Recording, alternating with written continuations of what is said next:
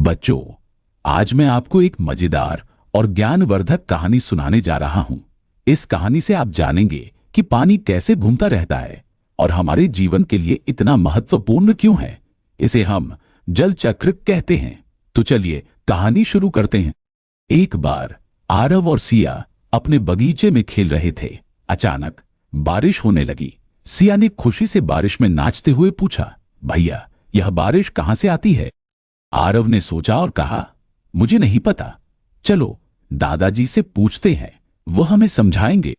दोनों तुरंत दादाजी के पास गए और पूछा, दादाजी बारिश कहां से आती है और यह फिर कहां चली जाती है? दादाजी मुस्कुराए और बोले, बहुत अच्छा सवाल है बच्चों, चलो मैं तुम्हें जल चक्र की कहानी सुनाता हूं।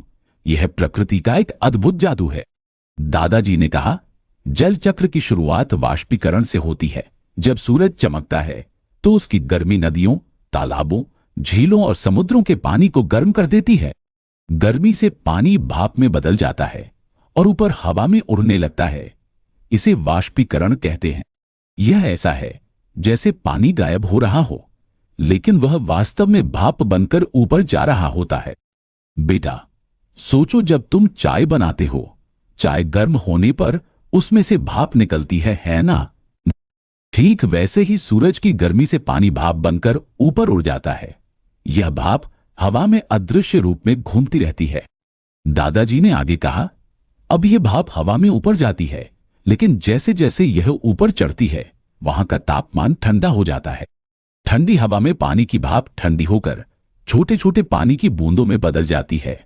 ये बूंदें आपस में मिलकर बादल बनाती हैं। इसे संघनन कहते हैं।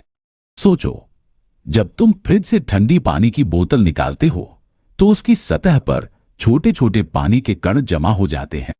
ऐसा इसलिए होता है क्योंकि गर्म हवा की नमी ठंडी बोतल पर जम जाती है।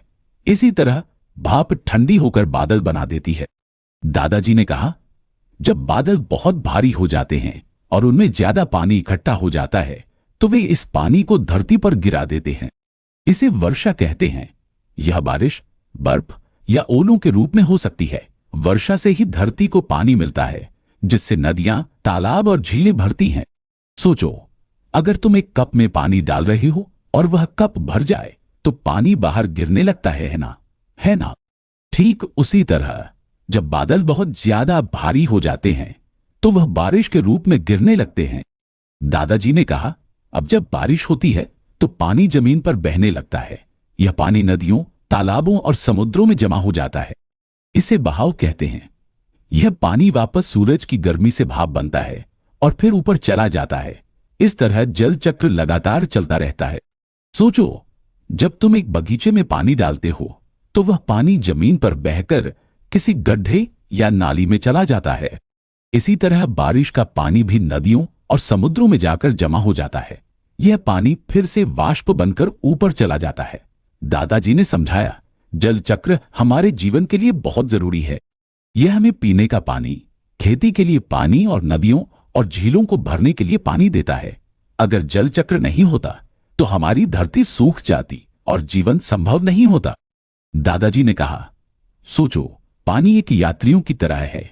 वह समुद्र से भाप बनकर आसमान में बादल बनता है, फिर बारिश के रूप में जमीन पर आता है और नदियों के जरिए वापस समुद्र में चला जाता है। इस यात्रा को ही जल चक्र कहते हैं। तो बच्चों, इस कहानी से हमने सीखा कि जल चक्र सूरज, हवा, बादल और पानी के बीच एक अद्भुत प्रक्रिया है। यह प्रकृति का जादू है जो धरती को हरा भरा और जीवित रखता है। अगली बार जब बारिश हो तो इसे याद रखना कि यह जल चक्र का हिस्सा है।